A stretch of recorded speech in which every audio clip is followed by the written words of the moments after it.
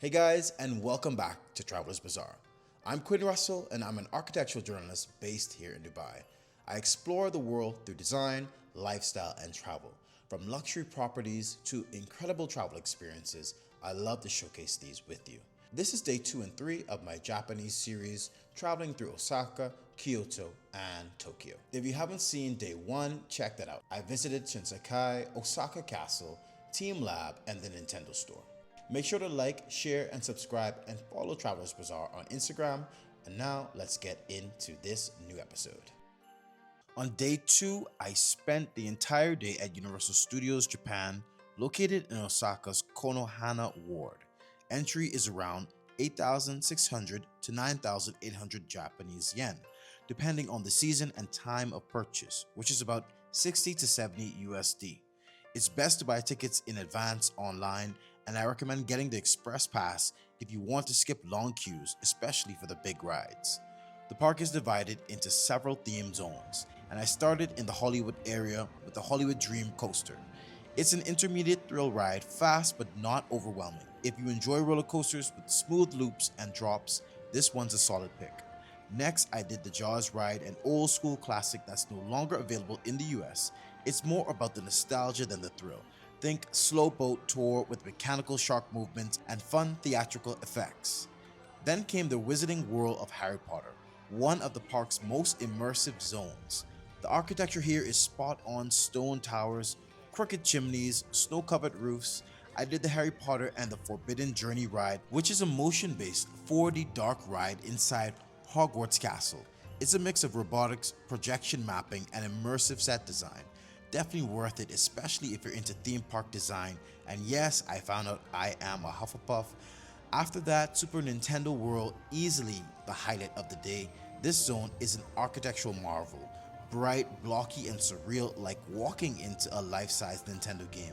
It opened in 2021, and every detail from the oversized toadstools to the animatronic Goombas is designed to make you feel like you're inside the world of Super Mario. I did the Mario Kart Koopa's Challenge ride inside Bowser's castle.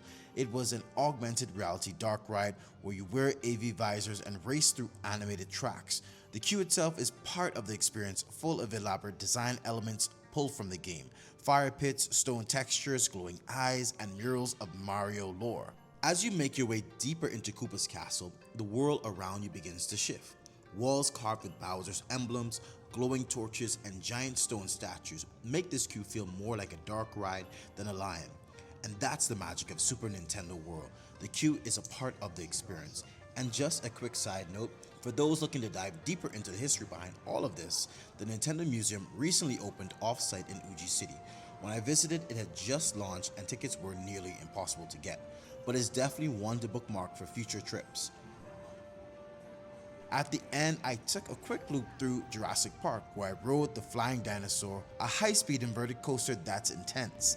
If you're not into thrill rides, maybe skip it, but for the adrenaline junkies, it's one of the top coasters in Japan. Despite the constant rain, the day was unforgettable. Japan knows how to create spaces that feel emotionally immersive and architecturally rich. Just outside Universal Studios, to the right-hand side, I stopped at Ippudo, a well-known ramen house, and had, hands down, some of the best ramen of my life. This bowl was literally on fire, a beef-based broth topped with bok choy and a 1,000-year egg and gyoza on the side. And look, I devoured it, but I was crying the entire time, not from sadness, but from fire-roasted joy. Day 3 began with another visit to Don Quixote, Japan's iconic megastore. The first night I just breezed through, but this time I wanted to really take it in. It's overstimulation in the best way. Walls stacked to the ceilings, the clash of anime visuals, wild colors, jingles, electronics, beauty products, snacks, costumes, you name it. It's like walking into a pop culture explosion. Next, I stopped at Rockstar Small Animals Cafe. It was everything you'd expect from Japan's famously adorable cafe culture.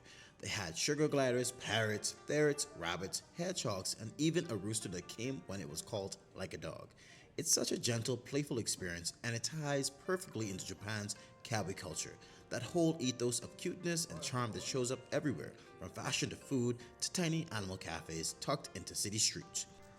As you make your way through Osaka, you'll start to notice these covered arcades.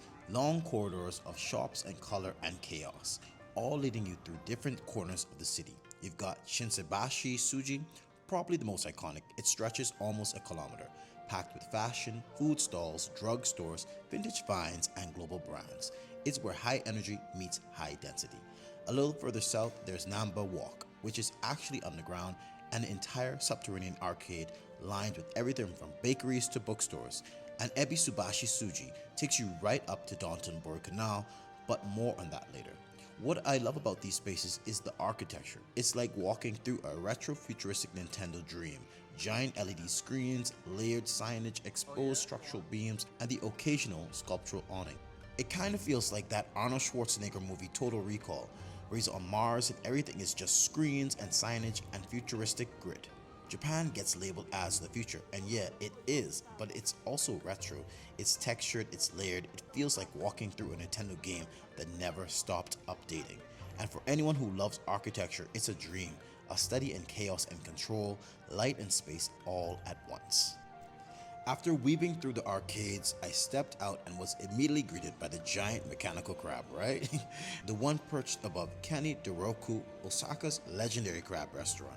The animatronic sign has been here since 1960 and it's become a symbol of the Dotonbori district itself. That's when you know you've made it to the canal, Osaka's sensory epicenter, where every building is lit up with its own personality. Its architecture layered in signage, facades swallowed in neon, kanji and color, a chaotic retro-futuristic dream.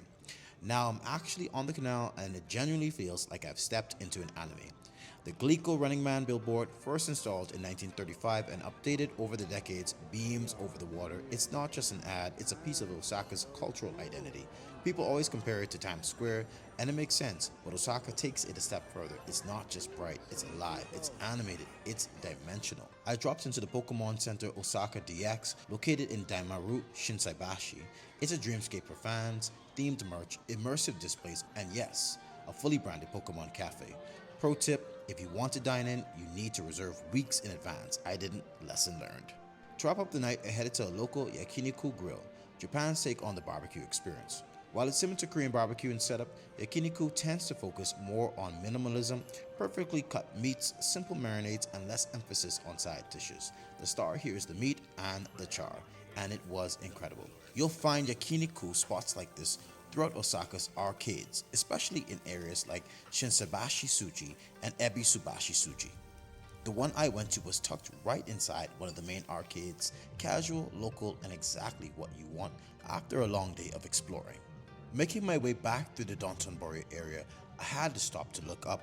The facades at night are something else. It comes alive in another dimension. And now back at the Glico Running Man, Osaka's neon icon, fully immersed in the energy of the night. Check out this classic Japanese taxi I'm about to hop in. I had to do it, and of course, one last stop, 7-Eleven, picked up some wild Pringles flavors I can't even translate, but you know I'm gonna try them. That wraps up day 3, covering day 2 and 3 in Osaka. Follow along as I continue this 10-day journey through Osaka, Kyoto, and Tokyo. With the bonus trip to Seoul, make sure to like, share, and subscribe, and follow me on Instagram at Travelers Bazaar for more behind-the-scenes moments. Thanks for watching, and I'll see you in the next episode.